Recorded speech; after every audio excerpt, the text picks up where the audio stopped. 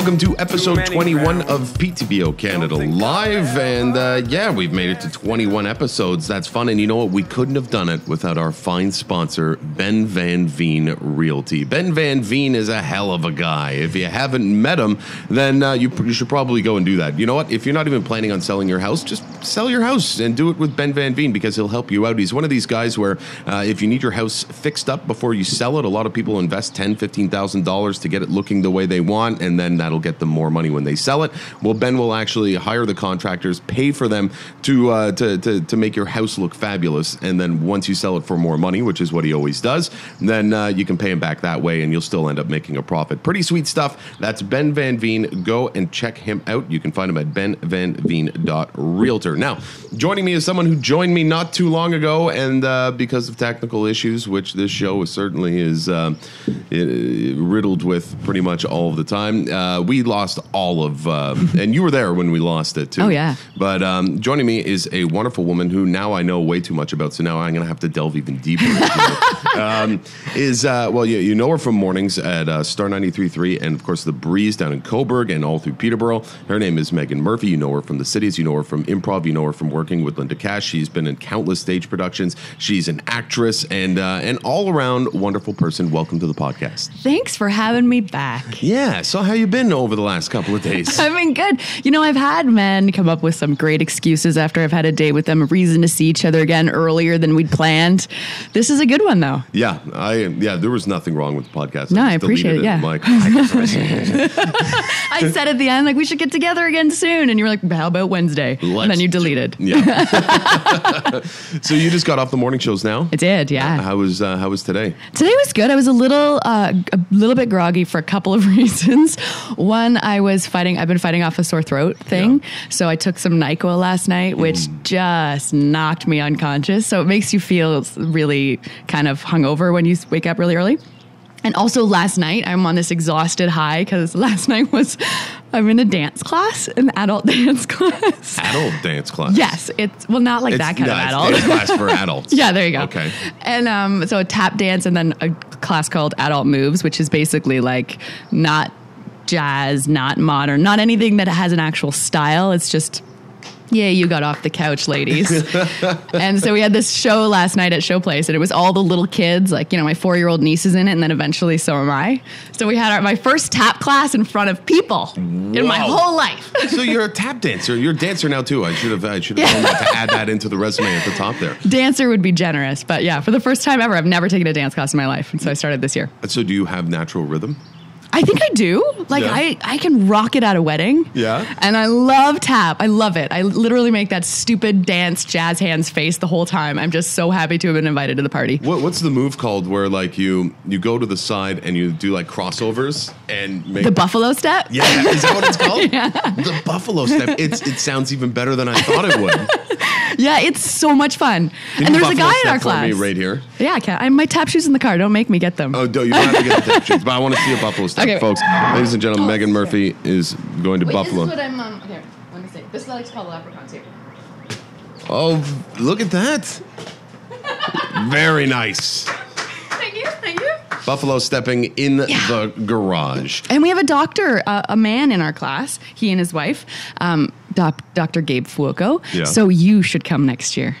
You know what? Maybe I will. Yeah, I'm trying all sorts of new stuff that I'm totally uncomfortable with lately. So I think throwing in a little dance might be nice. Why not? Is it just tap dance? Or do you do interpretive dance? Because I feel like I would be good at that. I think you should do a solo. The interpretive dance of a dying swan. Sorry, Mike Judson. It's a 3-hour bill, so just be prepared. It's going to take forever. Bring snacks.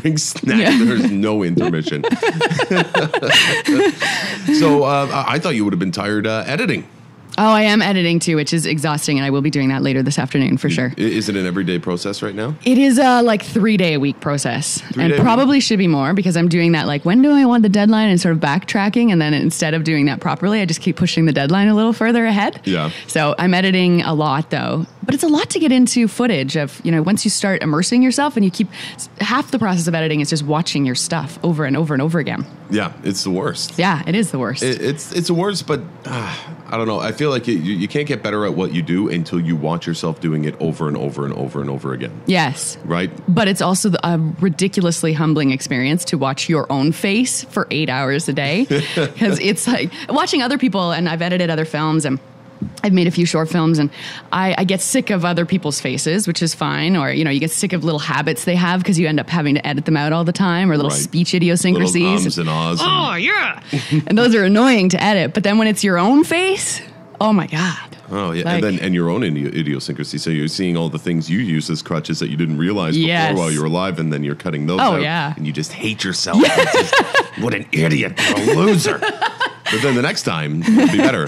Yeah. Well, or not. Or not. It'll just be as bad, and you just have to get used to being You just recognize why you're so unlovable. It's so... So for anyone who's listening and doesn't know what we're talking about in terms of what you're actually editing, you are in the midst of editing your documentary film. Yeah, I'm making a personal documentary. Right now, it is like a Judson Death of a Swan. Yeah. It's at least 62 hours long so far. I'm going to get it down to about 60 minutes, I think. How many hours did you get? Of footage? I have about 100 hours of footage. Oh, yeah. But that's what you need, right? You need to overshoot. You need to have too much so that you can pick all the goodies out of there and squeeze them into one little package. I hope so. I don't know. But I'm doing this personal doc on my own life. So fascinating. But it is. And that's why you are doing it, because you have a lot of people really waiting on you. And you had a lot of people who donated money to you to help you make this documentary. I think it was to the tune of $25,000 over on Indiegogo. And apparently that was kind of a humbling thing and a hard thing for you to do. It was. Thanks for reminding me of the pressure on me, Mike. I appreciate that. There's a lot of pressure on you. Yes, I did. The whole process has been incredibly humbling. And doing the Indiegogo campaign, I didn't really want to, but a whole bunch. Actually, I was really adverse to doing it because I thought, if I'm going to do this and shoot this film about my own life, and it was it was necessary for me to do it just to recover. And from the place I was in, I could feel this as kind of a calling, a bit of a vocation that I needed to do it. But then people wanted to help and support and wanted to be involved, and I knew I actually couldn't afford to do it. So who knew making a movie overseas was expensive? Overseas in Ireland, and if you're listening, this isn't a documentary film about Megan being on the radio or learning how to tap dance or anything like that. No, this is a documentary film, a kind of about your life, but about your father. Yeah. I think you're about your upbringing as well in the Peterborough area, but really, you've had some hardships to deal with in your life. Your father passed away about 10 years ago. Your mother about 2 years ago, and trying to pick up the pieces and going through all the stuff at the house, you stumbled across something that completely changed your life right at a time when you needed a huge change in your life. Yes, I totally did. You just summarized it well. You're hired as my new PR guy. No, I'm so much better this interview. The second time around, I'm way better in terms. I'm so much less interesting the second time around. Yeah. No, you're not. You're like. You found this journal, which describe to me the feelings when you first opened it up and realized what it was, because you'd heard about it before. Yeah, I'd heard about this journal. So growing up, my parents and I were really, really close, and I was, we had our normal parent-child things, and most of high school, I think I hated them, but at the same time, I knew they were good people.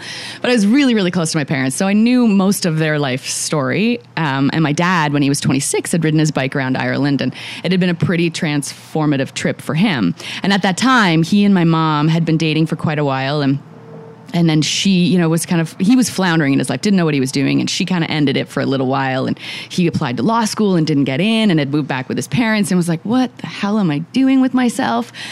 And so he took his bike and he went to Ireland for a month and just rode his bike around in the early 70s, trying to figure out and piece together sort of who he was and what he wanted. So he kept this journal, and then in the late 70s, when he and my mom were married, their house burned down and they lost everything, and he thought he'd lost this journal. So fast forward like 40 years. Wow. My life falls apart. It's my 35th birthday. I ended my engagement with my fiance, and I moved back into my now deceased parents' home. Living the dream. So, and it was at that point, as I was trying to find some room to fit my stuff in the house, because the house was still full of everything from when my mom had died. My sisters and I hadn't cleaned out the house. So now I've got like my apartment's worth of stuff and like a house full of things. And I found this box that had these old books wrapped in plastic that had clearly been salvaged from the fire. And tucked inside the covers of one of these books was this little black edging of a thin journal. And I pulled it out and right away I knew. I was like, oh my God. One of those kind of catch your breath moments. Like, I don't know why I knew it was, but I knew it was. Yeah. And, as soon as I opened it, around the edges of it, as when you open it, it's thin and the paper's really fine. And it's filled with my dad's writing, which is a lawyer's writing, which is hilarious and hard to decipher at first. Yeah. And then and it's got smoke damage and some water damage, but it's full of his thoughts, and he's so open and so personal because he really didn't think anyone was going to read it. Right. And he would do different things in the journal, which is neat. Like he obviously wrote some things with the idea of coming back home and sharing his slides with family and friends. So he would write these beautifully poetic verses about, what he was seeing and what this picture was going to be. And then he'd write personal note. And these was obviously like to remind him not to share this. And he'd write these beautiful little missives to my mom, like there's this one where he talks about being on the edge of the Dingle Peninsula, which is quite profound for me now because there's a bench to my dad's memory at the end of the Dingle Peninsula. Really? So yeah, exactly where he stood and wrote this piece to my mom. There's now a chair that sits there to his honor. How did you get, or were you responsible? It was my aunt, actually. So when my dad was going through chemo treatments and we would take him as the 500th treatment. And every time before they would, put the IV in, he would say, for what I'm about to receive, may I be truly grateful. And they would say, go to your happy place. So one time I asked him, I said, where is the happy place you go to? Because he'd close his eyes. And he said, I'm standing on the Dingle Peninsula and my eyes are closed and the wind is in my hair and I feel like the pull of possibility beneath my feet. And I go there. So after my dad died, my aunt wanted to honor him in some way. And so she arranged with the Kerry Council to have a chair put in his honor in the Dingle Peninsula. So now even there's a couple of bus trips that leave from Peterborough every year. Shelley Ryan runs them, and they stop now at my dad's chair, which is really cool. Really? Where is the Dingle Peninsula? The Dingle's on the west coast of Ireland in County Kerry, so it's really rugged, and it's sort of the last stop before you would get to the New World in a way. So you obviously had to have gone to visit the Dingle Peninsula in the chair, right? What was that like? Well, I went on, when I was 20, hilariously enough, we went on a family trip. So my mom, actually, I was in university, and my mom had called me and said the Peterborough Irish Club does this contest called the Colleen of the Kawarthas. Now, are you familiar with the Rose of Tralee? No. Okay, this is a contest in Ireland, and it's like a sort of a Miss America type thing, but for Ireland. So each county, the Rose of Tralee, the rose being the beautiful girl of this county, Tralee, town of Tralee. So anyhow, all the counties send a girl, yada, yada, yada. Now they do it from like different communities in the Commonwealth as well. But they did one locally called the Colleen of the Kawarthas. Yeah. And my mom phoned and she said, you should do this. I was like, I'm not doing that. That's so embarrassing. And she says, I was like, is that like a beauty pageant? She said, don't flatter yourself, Megan. No. But if you win, you get a trip to Ireland. So I applied and wrote my essay and did my interview and everything. And I won this thing. No way. Yeah. So when I was 20, I have a sash. It's so amazingly nerdy. You still have it? I still have it. You're wearing it. So when I was 20, though, I got this trip to Ireland. So I thought, I'm going to go by myself and have this amazing trip and meet a great Irish guy and I'll get married and it'll be beautiful. And then my whole family decides, well, this is great. My dad said, I've always wanted to take the family back. So I went in the 70s and now I have to pay for one less trip. So we're all going.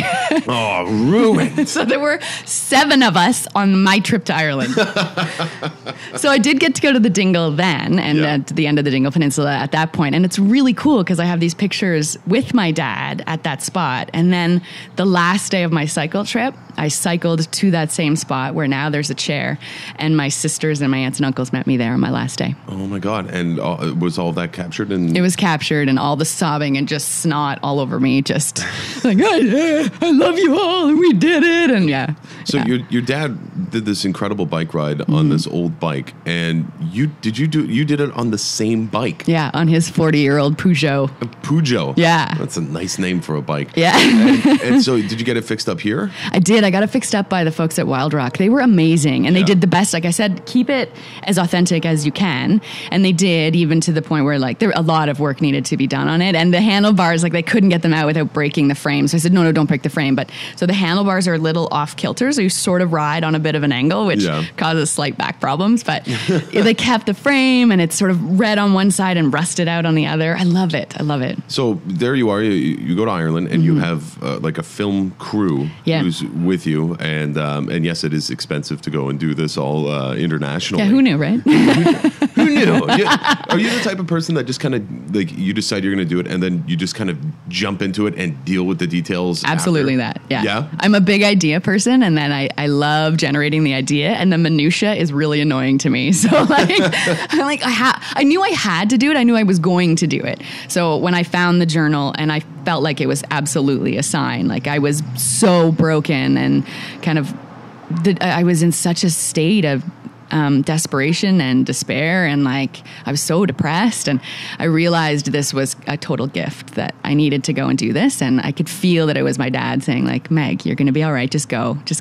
And then when you were writing, could you feel like I don't want to seem cliched, like your dad was watching over you the whole time, but like did you have those moments where all the hair stands up on your body, and you're just like, whoa, this is almost creepy, kind of cool? There were many moments like that. And I know I'm like, I obviously, if I'm going to do a trip like that, I'm someone who's kind of sentimental and nostalgic, and I'm pretty much willing to accept anything as a sign. But like, there were many moments that were kind of undeniably like that.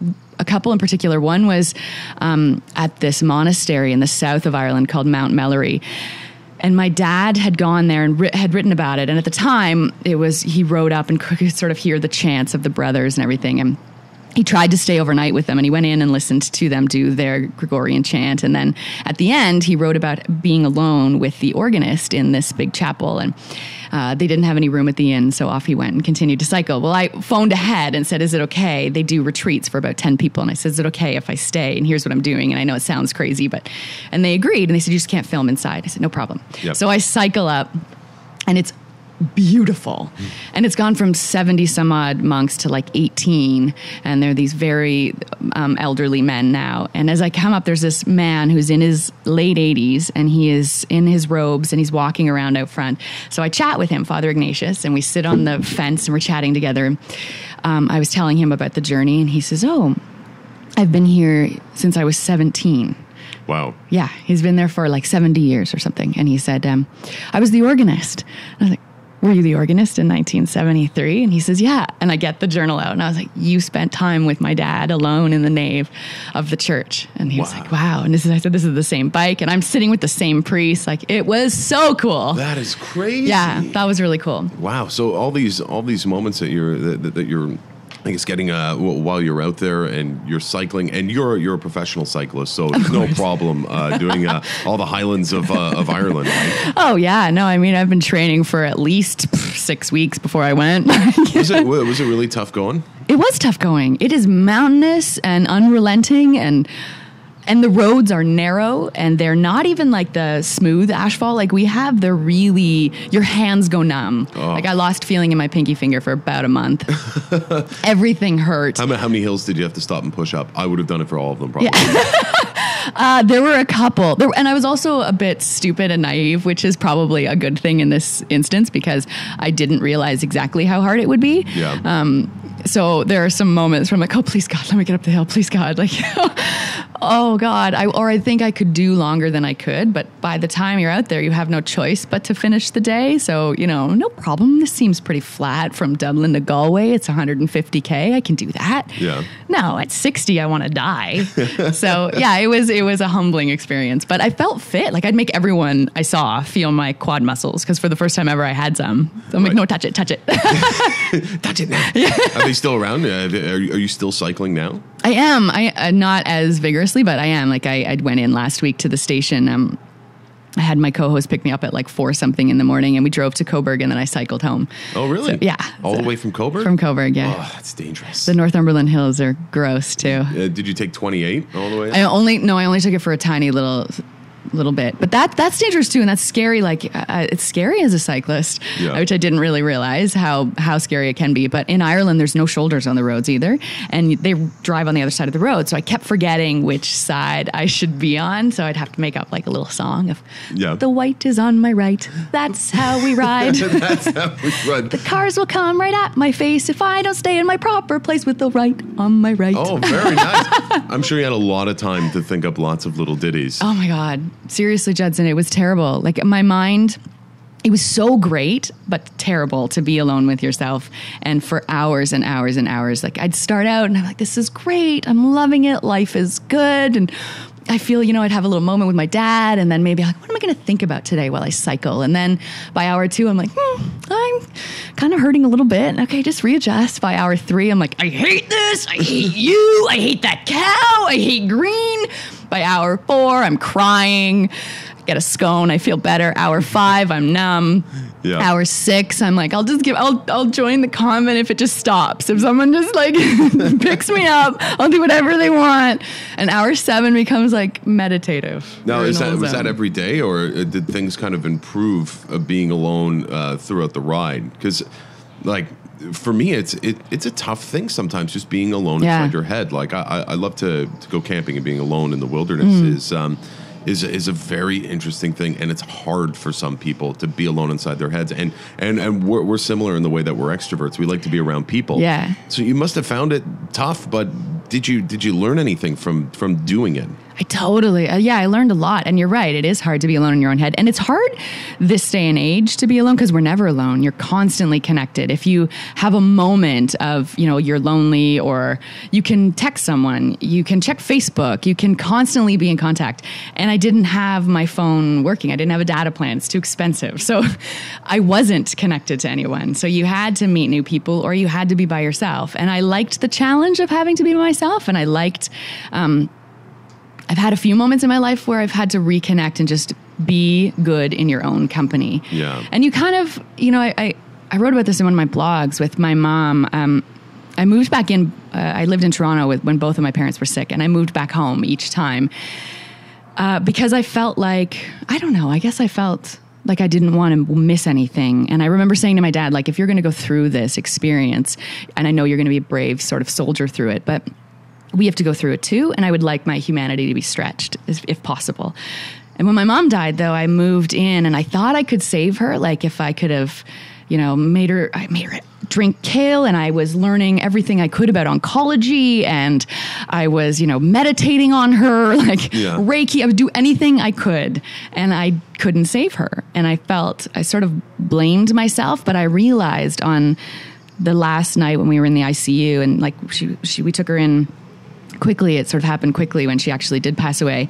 And I realized like I couldn't help her anymore, and that our lives, your journey is alone. Like you come in alone, you go out alone, and there are a ton of moments where we spend time with other people, but you are alone with yourself all the time.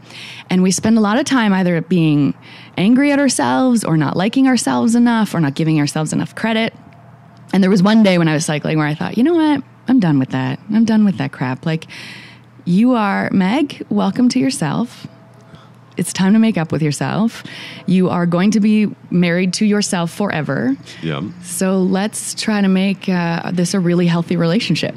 And so I kind of like had a little marriage to myself while I was out on the road one day. And so you must be looking at yourself, okay, these are the things I don't like about myself. These are the things that I do like about myself. And how am I going to change it so that I just like myself altogether? But don't you have to kind of just succumb to the fact that there are going to be things that you don't like about yourself? Or do you just love yourself altogether? Because I'm currently in a loathing stage. Are you? Oh, sometimes. Why? Yeah. I don't know. It's just because I haven't gone on a long bike ride yet. Yeah. We got to find out what your Ireland is. Yeah, I do. I do need to know what my Ireland is. Yeah. Yeah, that I would can help you. It might be Newfoundland.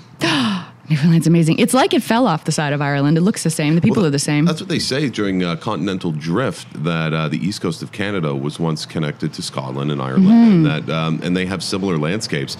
And it's funny, there's if you go on the Cabot Trail in Nova Scotia, there's a giant placard at this amazing vista, and it shows where this vista you're looking at would connect to this Right. perfect spot in Scotland. I don't know if I believe it, but Why not? It could certainly be true. But going through and you found your Ireland and you went through this and you were alone for so long. But for me, if I was out there, I'd want to be, I enjoy being alone inside my own head for a while. But at the same time, I'd kind of want to stop for a beer and meet some people. I did that a lot, too. You wrote about it in your blog, and the blog is called Murphy's Blog, BLAWG.net. Yes, that's it. And go read it because there are, similar to what your dad's journal was, there are some really personal and hard to read things in that blog. Yeah. Like with what you were just talking about with your mother in the ICU, that was a particularly harrowing experience for you. It was, yeah. But I feel like being honest. I mean, some people have said, "Are you sure you want to share all of this?" I don't know how to not share it all. Like, I just think that the way that I've healed in my life is when other people have been, disarmingly honest with me. And I think that's kind of all we've got is our stories. And if we can share them with each other, then we can all heal. Like, we're sort of wounded healers for each other. So I just think you need to share more. And I am like the most, sometimes perhaps too raw in it. But going back to what you were just saying about like the loathing, I don't anymore. I don't even I know I've got my own weaknesses and my own bag of hammers and I got all of that, but I don't even hate that anymore. I think it's interesting. Like when certain feelings come up now, I'm like, oh, wow, that's weird. What's that about? And I kind of analyze it a little more because I think, and having done this experience about my parents as well, I love them more for their humanity. I love them more for their weaknesses. I love that that they weren't perfect and that I love them anyway. And I love them more. Like I didn't know until I was like 30 that my parents had broken up or that when, they were married for 10 years, thought about getting divorced. Like I've always been more fascinated by how people stick together in hard times, how regular folk handle their tough times. And we all act like we want to, that was in the past and we are moving on and we put on these happy faces, but that's the good stuff. That's the stuff that makes us real. It's something that I've been learning too. Well, when I was younger, I always strive to be infallible, Right. You can't no, I haven't done anything wrong. I'll always have a reason as to why it wasn't wrong and, figuring it. And I just learned, especially being in TV and just having people outright criticize you all the time. For me, it's just, I had to learn how to be a little self-deprecating and not to take things so seriously. And since I did that, I've learned to enjoy life a hell of a lot more. It was a strange realization. It is. It's funny. It's funny that can be liberating. That it's freeing, yeah. And yeah, it is. It totally is. And that allies can come in many forms. They're not always supporters. Allies can be people who are totally against you because they actually reaffirm what you know or what you believe. And I don't mind someone telling me like I'm full of myself or full of it, or I'm like, oh, wow, it's interesting too. Like, thank you for that grounding. You've put me in my place. Yeah. Thank you, sir. And a hearty to you. She just did the fist under the arm salute for anyone that can't see that. But it is a liberating thing. But before you did all this, you weren't like this, right? Like, have you seen like a full-on change in your personality and just, I guess, your well-being?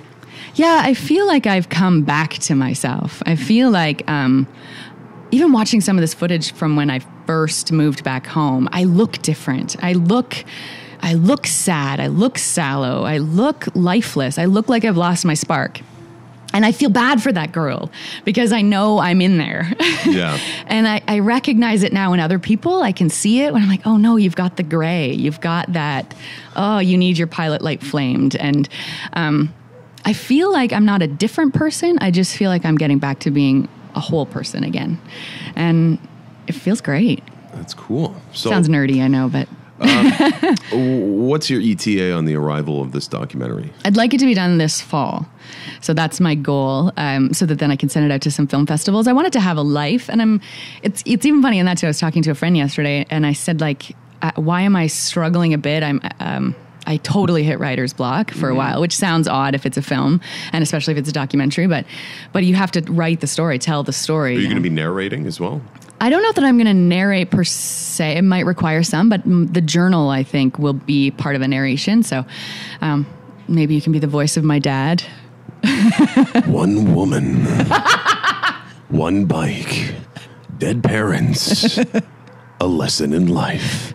We could do something like 25 days of road rash. Oh, we forgot to touch on something here. Oh, no. Yeah. Okay, before we move off of the documentary at all, my favorite thing that we talked about in the lost footage was the old butt cream there. Yeah. So you're riding for 26 days. Yeah. Do you know how many kilometers you did? About 1,500. 1,500. Yeah. That just sounds so tiring to me. It was stupid. I think I just lost 5 pounds hearing that. And so obviously you're riding on these things. You had special shorts. Yeah, I had to be introduced to an entirely new world. Like seriously, the last time I was on a bike was I was about 10 years old until I got on this bike. And I have footage of me getting the bike at Wild Rock, and they took me out to the parking lot behind, and it was like the first lesson with your dad and the whole thing.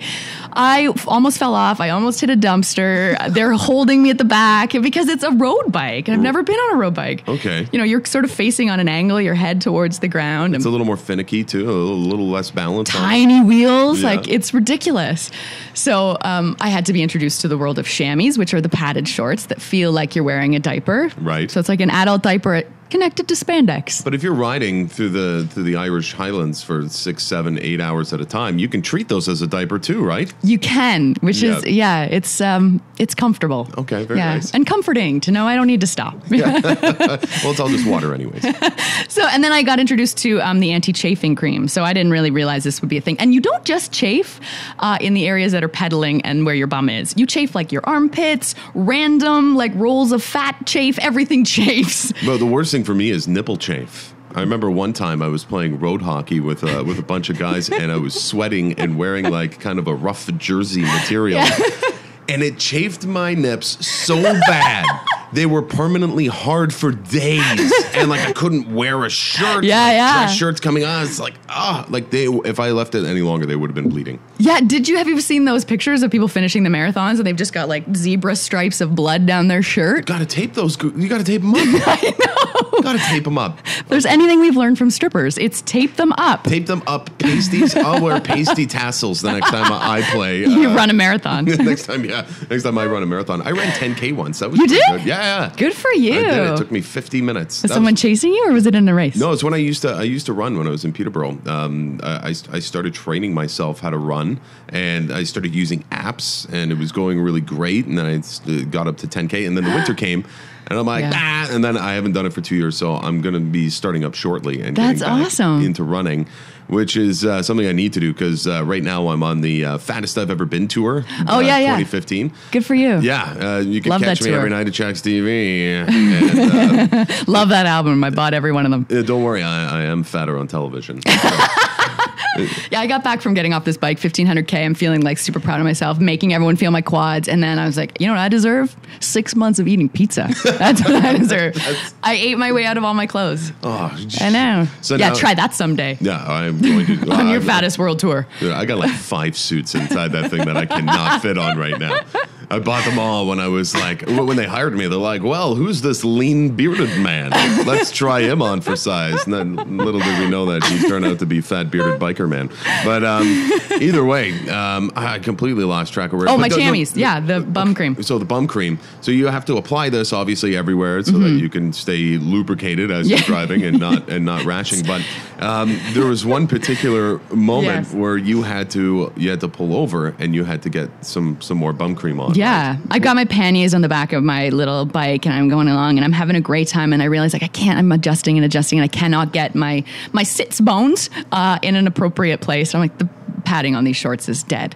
So I look around, and I haven't seen anyone in forever. And there's like a little stone fence. It's so Irish, and there's cows and some sheep. And I'm like, I just hop this little fence. There's a little gate, go through, and I take off the padded shorts. I get a new pair, and I am mid application of this bum anti-chafing cream, which is basically like doing a self-colonoscopy. And I'm just putting this stuff on when a farmer comes through the gate with his little load of manure.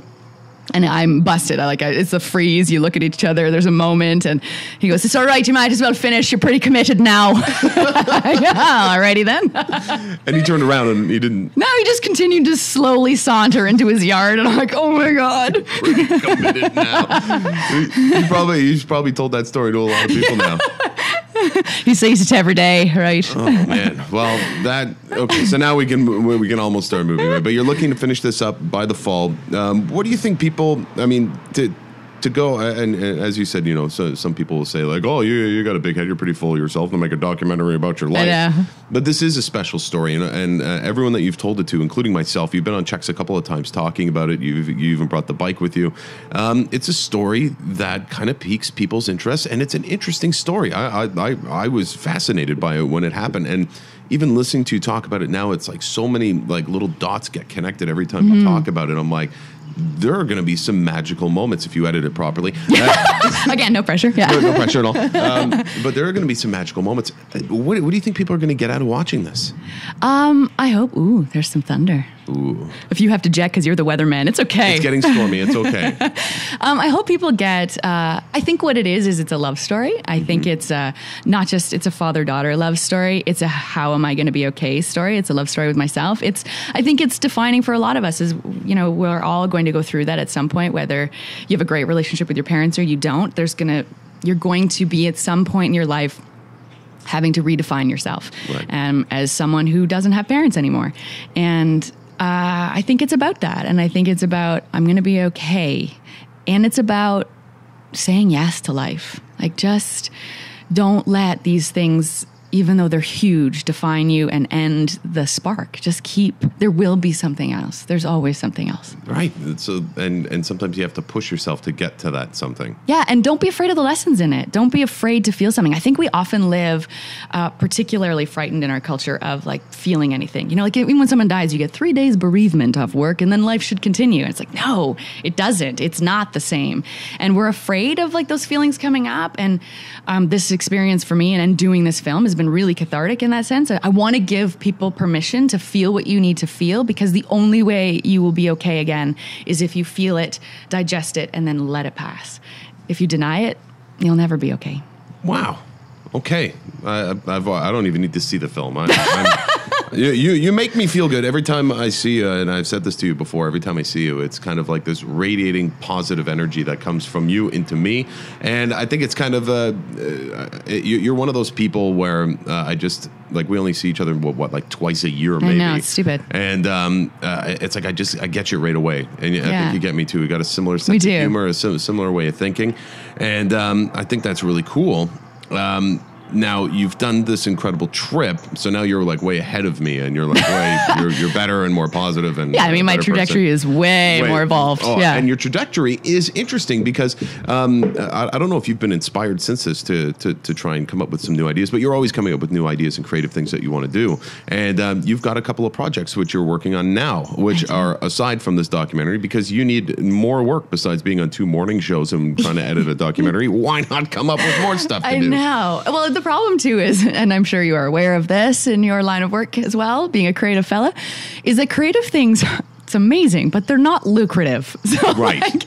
You like to come up with 500 ideas and maybe one of them actually pays my mortgage. Like, it's that kind of thing. Right. And right now, a lady that I worked with for like 3 months, saw twice, and I've seen a few times, is someone that you are very good friends with. Linda Cash. Yes, the lovely, pert and sassy Linda Cash. Oh, she is very pert and sassy. I really love watching Linda perform, and every time I meet her, it's kind of a similar feeling to you. She's just so nice and welcoming. I put my baby in her arms, and she was so great with Tommy. She's like, I don't want to give him up when she was on the podcast. There was this idea that we were talking about that you and Linda were interested in doing. Is something about improv in a car. And I'm still thinking about it. I think it's an awesome idea.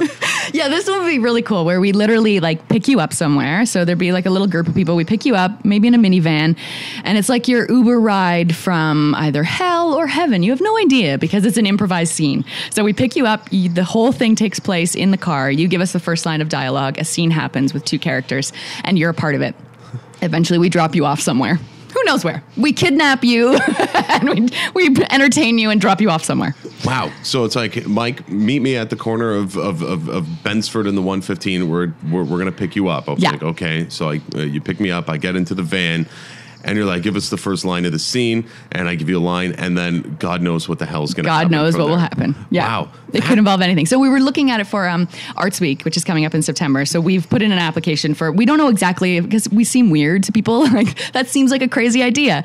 So that's one of our ideas that we put in it with, like, it's called the Alley Waltz, where people can go around a 6 or 8 alleys and you see a play take place. So one of the ideas was a two-woman show improvised in an alley, or alternatively get in the car with us. Yeah. I don't know if that's like insurance problems or not, but like, get on our bike. We'll take you around. That's very cool. Yeah. Yeah, we've got lots of ideas. One thing that I guess technically it didn't pan out. I don't know if you guys are still working on it or still want to do it, but your entry to the comedy coup. I really wanted to see that happen. I know, you're a big supporter of ours. I appreciate that. So where's Dead Air at? Dead Air, it's a show about local radio, big city egos in local radio, which we know can happen. Like, local stuff is so funny. People are so funny. Like, if you just look around, generally we all take things so seriously, which just makes for great comedy.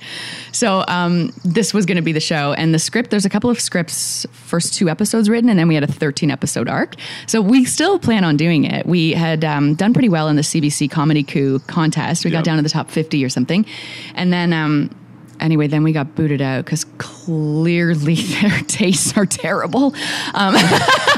Well, I think my affiliation runs up with them in a little while. I'll comment on that in September. So then, we have, we're going to maybe do like a web series or something like that, and trying to get some funding to do it because, again, it's just expensive to get around to it. But I think once we like our bruised egos from losing, you get over that and are like, okay, now you get jazzed again to come up with a new idea. So I'm excited to do that. I just want to work with good people. I love working with good people. I like to be surrounded. Working with Jay Sharp? I love working with Jay Sharp. Yeah. He's just a meathead. I love it. He is. I love Jay too. I never get to see him. He works the mornings. I work the nights. Yeah. And a few times we've gone up to his attic and watched movies up there, which is like my favorite thing to do because he loves really shitty B horror movies. Yeah, you're a fan too, right? I'm a huge fan. I grew up watching them. I don't know. I love gory, disgusting horror movies. Really? I just love them. And I'm not like Jay. Jay is borderline obsessive. Oh, yeah. No, he's a strange duck. Obsessive. So that's kind of a different thing with him. But for me, it's like I love them and they're fun to watch. And Jay's a fun guy, too. We never make it happen. One of these days, one of us will change our shifts. You'll both get fired and you'll hang out all day watching movies. It'll be amazing. It's the one perk. No, he's a great guy. And he's like a brother that I didn't know I wanted. Probably don't want, but have anyway. Yeah, you probably don't want him as a brother. No. I mean, he's one of the oddest ducks I've ever met, and I love him for it. I can't figure him out. No, nobody can. Okay, he's an so enigma. that's like everyone else. Oh, yeah. I always thought like what? Does he have an issue with me? Does he have a problem? Like, no, it's just that he's just a weird guy. No one can figure totally out. Weird guy. Yeah. But like in the best way. He's kind of like Dan Smith of the Idiots. Yeah. Also, yeah. They roasted Dan at the where does he work? The Old Stone. Old Stone. And they did this comedy roast. Everyone started the same way by saying, okay, so no one really knows anything about Dan. I know. It's so weird. And these are people who've known him for like 10, 15 years. They're like, yeah, so we don't really know anything about this guy. I'm like, who is this enigma of Dan Smith? Do you wish you were someone people didn't really know? Are you someone people don't really know? It's when I'm on air, everything I say, it's all me. I know, but it's you. It's like you on a first date. It's like the weird version of us. Yeah, because I can't truly say. Because I can be quite foul-mouthed. Oh, yeah, you are. I love it. Yeah, foul-mouthed, occasionally dirty-minded. And, there is another side to me. But the side that you are seeing is authentic. A lot of people try and act a certain way, and I'm not like, I don't throw in that voice like, hey, how's it going? Yeah. Rodney Radio. Yeah, right? Like, I don't do that. But, I think there's different sides to everyone. But I don't really try to keep them under wraps. If you meet me, I'm going to be myself, and that might be, unless you're like a little old lady in the supermarket that's used to mic on checks. I will give you mic on checks, because I have respect. Yeah, right. With my friends, I can be a bit of a maniac, but with other people, I show certain amounts of respect. But no, like you can find out where I'm from and who I grew up with, and all of those things. Yeah, you're kind of an open book. Yeah, I'm an open book in that regard, especially emotionally. Like, I have no problems, expressing myself. Mm-hmm. And I don't know if Dan has problems with that. It's just no one knows anything about Dan. I know. It's he's so just cool. I know it is a cool thing. I can't do it, but it is a cool thing. Yeah, he's a lot more private than me, and I'm not overly private. Yeah, no, neither am I. I find, well, I'm making a movie about myself. Apparently I'm not. Yeah. But I do find it's strange being in the public eye, which I like, but it is... it is, you are you in a strange realm. Like sometimes people feel like they know me better than they do because they've experienced some parts of my life, or they'll recite my life back to me of something I've said on air. And I like it, but it's also unnerving sometimes. Or I did have one time someone, a guy, write to me and analyze my life and my relationship life by saying, I realize the reason you're single is because of your relationship with your father, that he was on such a pedestal to you that no man can ever live up to that. And I was like so weirded out by this. And I'm like, well, first of all, you're inaccurate. But it freaked me out to have someone think they knew that much about me and how much I'd shared. Was that obvious? Had I given this away? And I didn't know him at all. Like, it weirded me out. It is. And you know what? I think things are about to get very interesting on the podcast. Sorry to interrupt, but so currently we are under a tornado watch in Peterborough as we record this on a nice and humid Wednesday afternoon or morning. And so the rain is starting. So if you hear loud cracks of thunder, it isn't that this podcast is so amazing that we're controlling Mother Nature and the God of Thor is dropping hammers of lightning bolts on top of us because he's so appreciative of what we're doing. There's an idiot on a bicycle. But no, it's just because it's nature. So this is going to be, if this podcast gets lost because of some kind of lightning bolt, this will be the most elaborate way to get to see me for a third time. Oh my God, Friday. Are you busy? Yeah. Oh, I had a great weather story from Ireland for you. Well, first of all, the weather was insane, but this woman that I stayed with, she was so adorable, Bridie, and she said to one day, and I couldn't figure out the weather, it was kind of like, sunny and then not. And I said, Bridie, did you happen to hear at all like the weather forecast? She goes, oh, right. Now I did. Oh God, what was it? All right. You know what? I don't remember, but I don't remember being offended by it. And you should say that. The weather will not be offensive today. That's a good one. Well, today the weather is very offensive. Yeah, we'll be offending you up in your grill. Yeah, today's weather is Mike Judson not on television, which is very offensive. You know, I had an interesting email not too long ago, and this is about being in the public eye, but also being careful with what you say and what you do. Right. So sometimes when I'm on the weather, I will say something, and it's kind of like I'm kind of channeling my wife, right? Okay. And when I say it like her, I'll be like, oh yeah, and so I should wear a hat tomorrow. It ends up like right. It comes off as you being making fun of her or whatever. Making fun of her. This person sent me an email and said, you know what, Mike? I finally get it. I finally understand it. Every time you make that voice, you're making fun of homosexuals because you're homophobic. And wow, there's a leap. Right? It was a strong leap. But then I'm like, okay, so the voice would sound like I'm using like a feminine voice, right, which is what I'm trying to achieve.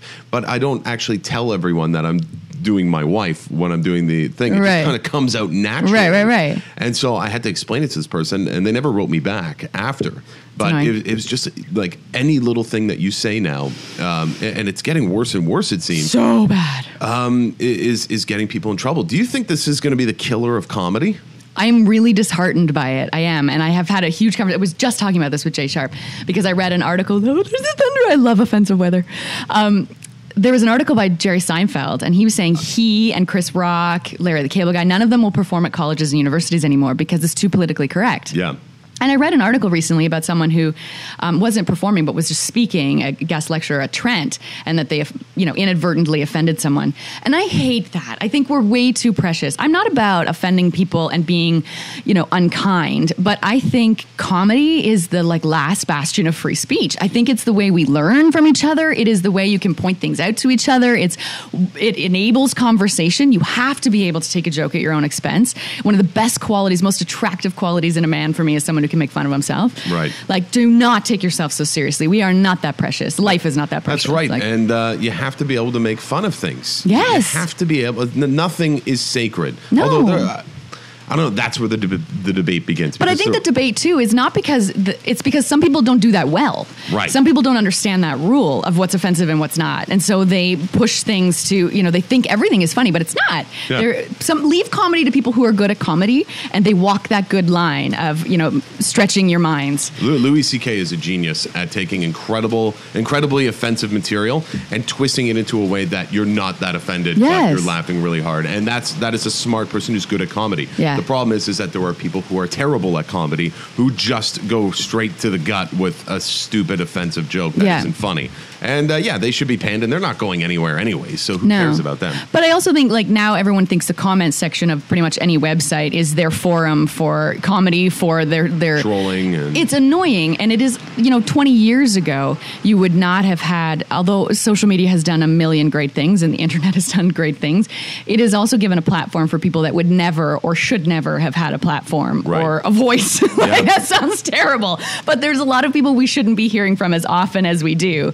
That it would have been a letter to the editor that would have not gotten printed, and now you get to put it everywhere, and they get all of the attention, and it's just such our focus has gone to the wrong sources. Right. And it's sad. I'm just gonna, you know what? I still do the voice on checks. So you know what? Nuts to you, buddy. Yes, do it. I don't care. Voice it all over the place, Mr. Judson. So for anyone listening right now, what are we going to expect from you in the near future, and where can we see it? Plug. Well, you missed my tap dance show, so you won't be seeing that, but I will be performing on as many street corners as possible just for money, for just tapping all over the place.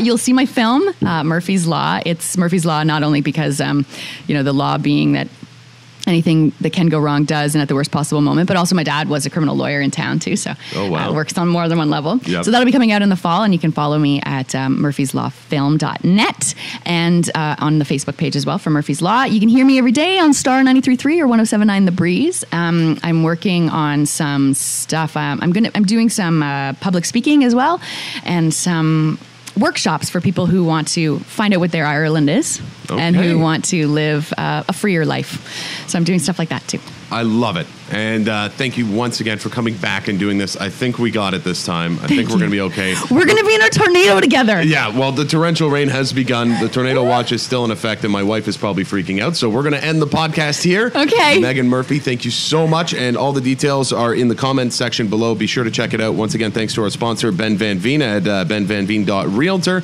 That was episode 21 of PTBO Canada Live. Let's go somewhere where we're not going to die. Let's get to the basement. All right. Auntie M.